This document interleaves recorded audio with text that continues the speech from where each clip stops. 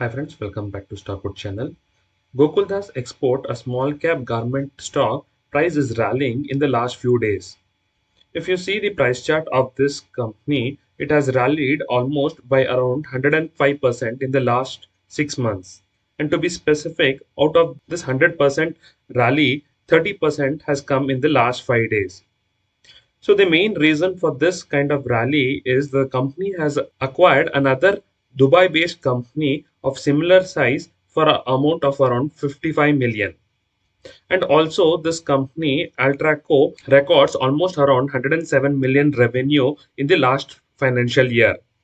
This company has an operations in Kenya and Ethiopia and has a annual production of around 40 million garments. And also this will actually help Gokaldas to significantly expand its global footprint and also widen the customer base and also the production capacity. So while these are the reasons for the sudden rise in the stock price of Gokaldas, investors has to look at this company more deeper in the long-term perspective. So in the next part of the video, I'll be covering about the long-term perspective of Gokaldas Export and also some of the risks in the short term. So if you're not subscribed to this channel, please hit the like button and subscribe to this channel so you get regular updates about the Indian stock market. So without much delay, let's get started in this video.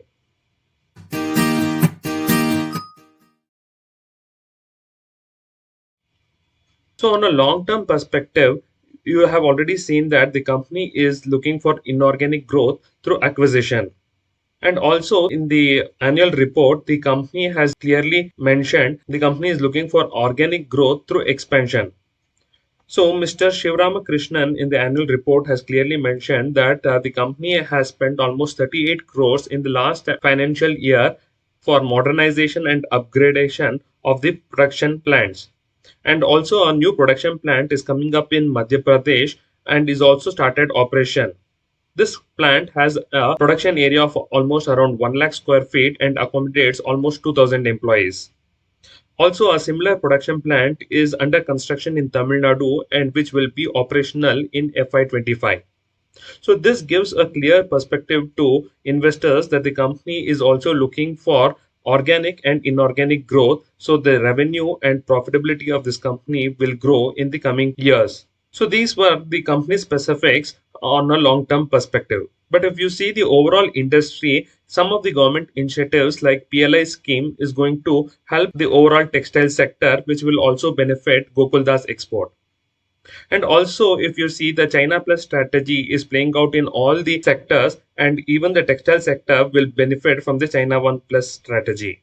And also, the investors has to note that Gokaldas Export has also applied for this PLI scheme, and which will actually benefit in reducing the cost and save taxes, which will actually improve their margins in the coming financial years. So these things I have covered in detail in another video about the textile sector in India. Do check out for this video in my channel.